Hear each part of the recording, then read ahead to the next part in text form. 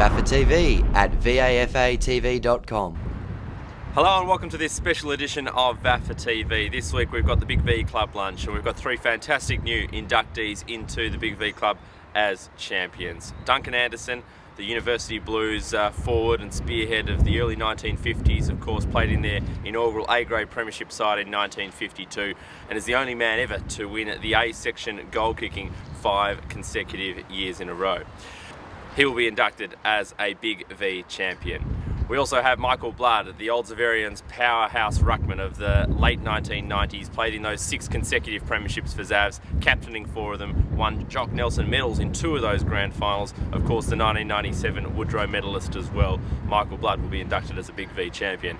And our third and final inductee is Andrew Ramsden, the Old Trinity spearhead and power ruckman of the last 20-year amateur career, 348 games, 6 times best and fairest, won a Woodrow medal in 2005 and a Moore medal in B section in 1999 when Old Trinity won the flag there. Played in 3 of Old Trinity's B section flags through the 90s. Andrew Ramsden will be inducted as a Big V champion. Let's have a look at the 3 videos that will induct these 3 greats into the Big V Club as champions today. Champion, in so much he was very tall for those days, and he was a great mark and a great kick. He was a freak, and the words like unstoppable, outstanding, all those words are used about him. What sort of kicks full forwards used? Or we all used drop kicks and punt kicks, wobbly punts. I think he mainly kicked torpedo punts, which occasional footballer does these days when he wants to get a bit more distance. But in those days, the torpedo punt was the kick of choice, kicking for goal. He said he was a brilliant mark, very fast lead, and a very accurate kick, and that sums him up really. He invariably took the mark, and he was a very accurate kick for goal. Very accurate, remember? Yeah. He had the knack of leading into open spaces. He was quick off the mark, and he was very big. He was 6'4", which was very big in those days. He would have normally been a ruckman.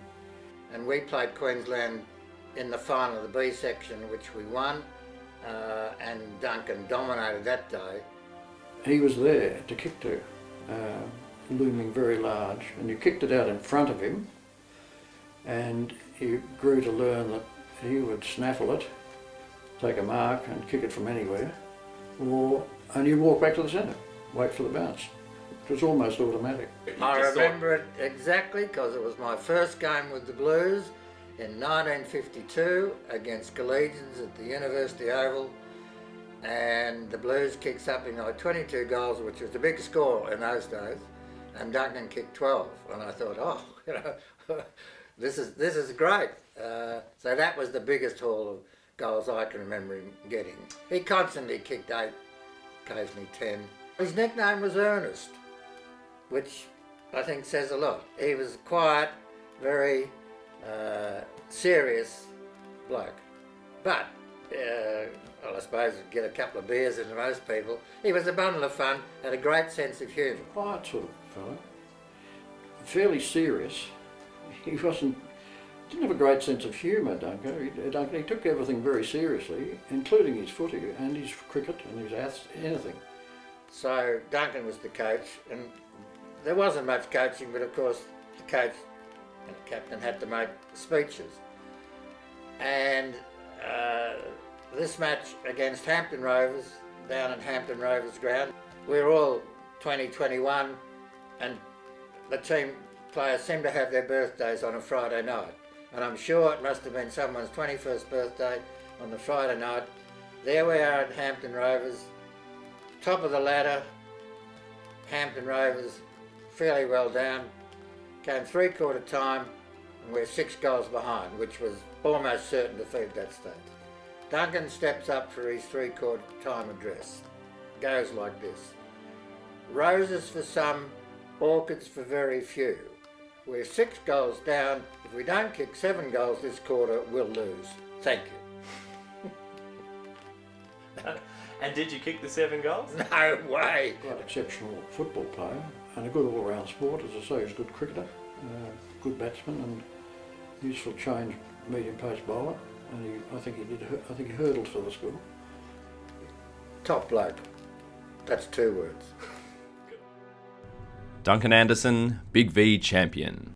He was an awesome player, great leader, very vocal out in the field, could really lift the spirits of the place too, so very humorous fella. He was dominant in the midfield in the stoppages, didn't mind floating forward, kicking a goal. But I reckon there was one day out at Old Trinity when we were hanging on to a very slim lead, and we had a big motivation to win this day because Brian O'Shaughnessy had passed away through the week. We were very keen to secure 4 points for him. Our best and fairest trophy is named after BJ, and we were hanging on to this slender lead, kicking against the breeze. And I think it was the day when Bloody just kept on knocking the ball over the boundary line from the boundary throw-ins, and the rule ended up being changed as a result of. Yeah, he loved the big sort of round arm fist, and but he was more than just your tap ruck. He was a real presence. He was a leader, and dominant and consistent and always there. The history of our Big V, the amateur Big V, is fantastic. So I know that he used to live for those games, and you know, when he was captaining the state, that was a great honour for him. I think in 1998 was my first rep game, and he was still in the ruck then. I think Nick Burke put a line through in about 2000, went with Ramsden and a couple others, and I think Buddy still doesn't forgive him for that. But yeah, Buddy was, you know, the height of his powers probably in 96, 97, 98, and you know, I think we played out at Waverley a couple of pre-seasons. We beat the Ovens and Murray 2 years in a row, and Bloody was very good against big ruckmen. And Mick was an enormous player at state level. I do recall one game in 1995 when the MOs played country down at Morwell. And I regarded it as one of the best games I've ever seen. I saw the country team run out that day, and they were the biggest side I'd ever seen. They were huge. They had about 4 ruckmen and massive bodies, and Mick took them on, and it's the best game I think I ever saw him play. And the MOs won that day in what would be one of their greatest victories. Playing with the best of the best, and some of them, you know, your enemies one week and then your great mates the next week, and I think he enjoyed that facet of it too, getting to know the other guys. I remember I talked to him about the team of the century old Zavs once, and we asked who'd be the second ruck. He said, "Why would you pick a second ruck if I can ruck all day?" In Bloody, everything's in footy vernacular with Bloody. So even outside of footy, he talks in footy speak. So, you know, if his wife does something he doesn't approve of, she's going to get dropped to the twos, or she's going to be on the bench or what have you. Same with the kids. He is, and if you get stuck in a rotation or a round with Bloody, you'll know about it. He's good fun. He loves crowning, he loves Australia's finest. Hilarious, focused, and disciplined. Leader, dominant, and Hawks. Loves his Hawks.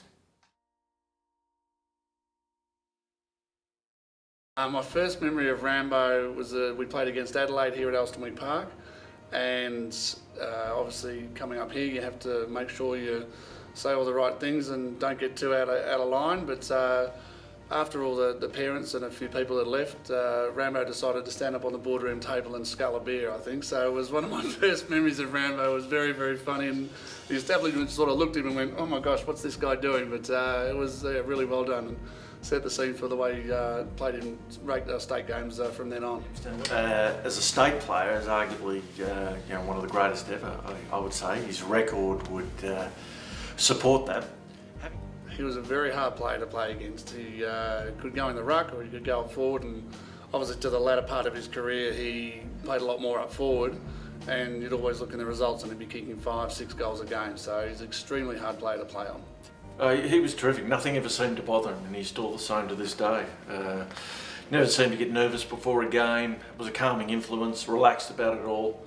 You got the sense that there was always, football was fun for him, and I think that's part of the reason why he's played nearly 20 years in the amateurs. But just his ability to be able to, just dominate an opponent in the ruck. He probably played in the ruck most of the times when I played in the Big V with him. But just his ability to, cover the ground and to, put all he could into a game and beat his opponent absolutely every time. And that certainly helped him at state level, because a lot of very good players often blow it at state level. They get very nervous before a game, build up expectations on themselves. Andrew could sort of divorce himself from all that and just play the game free flowing. Look, on the field, as soon as you cross the white line, he would belt you just as much as he'd belt anyone else, and the same with me. But after the game, you'd have a beer with him, and his old man was always there to watch him play, and he always played pretty tough. He'd never sort of take it easy on you because you were friends. He absolutely went hammer and tong. But I can't recall him ever playing a bad game. Consistency was his thing. Even when we had heavy losses, he was one of the few that could hold his head high. I think he probably did play his best football in the ruck, primarily because he could hit the ball and follow it up. And a lot of the ruckmen, especially the country ruckmen or even other states, would put in massive, big, heavy ruckmen that were just there to tap the ball but couldn't really move around the ground. And when Andrew went up in the ruck and then he spread, that's when he really exposed other ruckmen. We went to Adelaide once, and it was quite a big night that we spent there in Adelaide, so I don't want to say too much or incriminate him, but no, there was certainly some good times had with Rambo on Big V trips for sure. He never really got into trouble. He was always he was a leader off the field as well. He'd lead the charge, but he never did anything silly. And often, when the partying really started, myself and the other coaches parted company anyway, and from the players, and let them go to their own devices. Tenacious, tall, and determined. Aloof, peculiar, great guy. It's 4 words. Andrew Ramsden, Big V champion. Fantastic tributes to those 3 champions of the Big V. They'll be inducted at the VAFA Club later today. That's all we've got time for on this special edition of VAFA TV this week. Hope you can join us next week. We'll see you then. VAFA TV at VAFATV.com.